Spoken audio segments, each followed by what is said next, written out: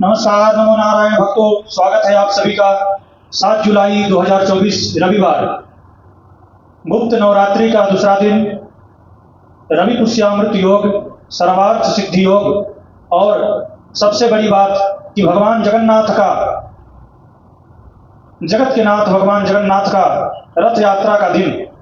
भगवान जगन्नाथ की यात्रा की विशेष महिमा है भक्तों। स्कंद पुराण में कहा गया है, जिसने जीवन में एक बार भगवान जगन्नाथ की रथ यात्रा का दर्शन कर लिया है, उसका दोबारा इस धरती पर कभी जन्म नहीं होता। इस जगत के नाथ है भगवान जगन्नाथ, उनकी विशेष महिमा है। और इस बार का जो योग संयोग बन रहा है, यह दोबारा 500 वर्षों के बाद ऐसा दुर्लभ संयोग बनेगा। रविवार सर्वार्थ सिद्धि योग, अखंड रवि पुष्यामृत योग, रवि योग और जगन्नाथ की यात्रा, भगवान जगन्नाथ की यात्रा, यह दुर्लभ संयोग है भक्तों, जो लगभग 500 वर्षों के बाद ऐसा दुर्लभ संयोग बनेगा। अगर ऐसे दुर्लभ संयोग में कोई तंत्र का प्रयोग किया जावे, कोई विशेष अनुष्ठान किया जावे, तो हमारी मन की संपूर्ण इच्छाएं पूर्ण होती है और जो भी हमारा संकल्प है वह इस दुर्लभ योग में पूर्ण होता है। भक्तों, श्वेतार्क गणपति, इसकी विशेष आराधना की महत्व बताया गया है। रवि पुष्यामृत योग में ऐसे दुर्लभ संयोग में श्वेतार्क गणपति की आराधना विशेष फलदायी बताई गई है। सफेद मदार, इसे संस्कृत में अर्क बोलते हैं। 10 से 15 वर्ष का जब सफेद मदार का वृक्ष हो जाता है तो उसके अंदर स्वयंभू गणपति प्रकट होते हैं, गणपति निर्मित हो जाते हैं। और वो गणपति को यदि कोई घर में ले आता है तो आप समझिए कि साक्षात वह गणपति आपके घर में आए हैं, और उस गणपति के आते ही आपके घर में रिद्धि सिद्धि नाचने लगती है। यह चमत्कार बताया गया है। यह बड़े सौभाग्यशाली लोग होते हैं जिनके घर में श्वेतार्क गणपति होते हैं, और वह गणपति जिसके घर में है उसके घर में लक्ष्मी को नाचते हुए देखा गया है। इतनी बड़ी महिमा है श्वेतार्क गणपति की। भक्तों, करना क्या है? अगर आप ग्रामीण प्रदेश में हैं अथवा आप ऐसे प्रयोग के लिए जा सकते हैं तो आपको 6 तारीख को ही शाम को जाना है। मदार का वृक्ष है, सफेद मदार होना चाहिए। उस वृक्ष के पास में आप एक तांबे के लोटा में जल भर के जाइए, एक सुपारी, 1.25 रुपया, चावल, एक पान का पत्ता लेकर के जाना है और निमंत्रण देना है। कोई भी वनस्पति को आप अपने घर में लाते हैं तो सर्वप्रथम उन्हें निमंत्रण देना पड़ता है।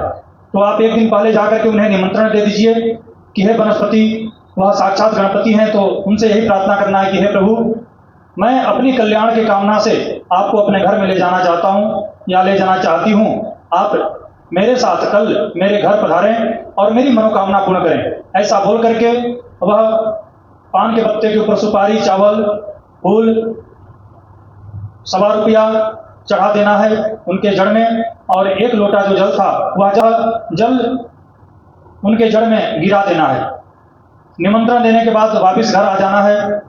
याद रखिए, अगर 10 से 15 साल पुराना कोई वृक्ष है और उस वृक्ष के गणपति को यदि आप ला रहे हैं, श्वेतार्क गणपति को, तो उसके लिए कोई 10-15 मिनट का काम नहीं है। कम से कम आपको 4 से 5 घंटे लगेंगे, निकाल नहीं सकते हैं। उससे पहले वहां पर जाकर के आपको उस झाड़ को सींचना पड़ेगा। 10 से 15 बाल्टी अथवा जल ज्यादा मात्रा में चाहिए ताकि वह झाड़ गीला हो सके।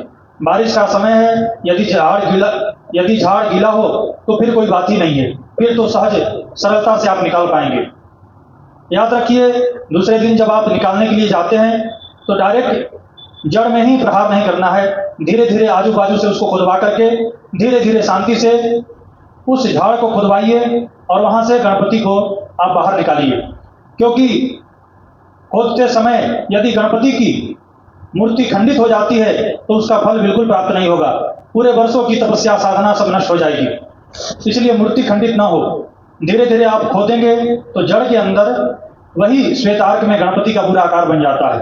कोई सूंड दक्षिण की तरफ होता है, कोई सूंड लंबा होता है, अलग अलग प्रकार से अलग अलग दिशा में गणपति का सूंड दिखता है और उसी के अनुसार उनका नाम रखा जाता है।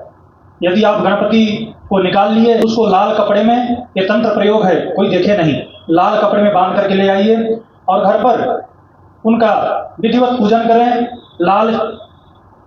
लाल सिंदूर लगावें और धूप दीप नैवेद्य से उनका पूजन करें, लाल कपड़े में बांध करके उनको रखें। अगर वह गणपति आ गए तो साक्षात आपके घर में लक्ष्मी आ गई, और फिर आप देखिएगा कि आपकी प्रगति कैसे दिन दुनी रात चौगुनी की तरफ आगे बढ़ती है।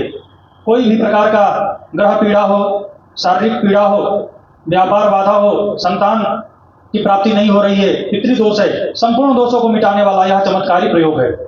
भक्तों, यदि यह इतना बड़ा 15 साल 10 साल पुराना झाड़ न मिले तो यदि आपको 1 साल 2 साल पुराना भी श्वेत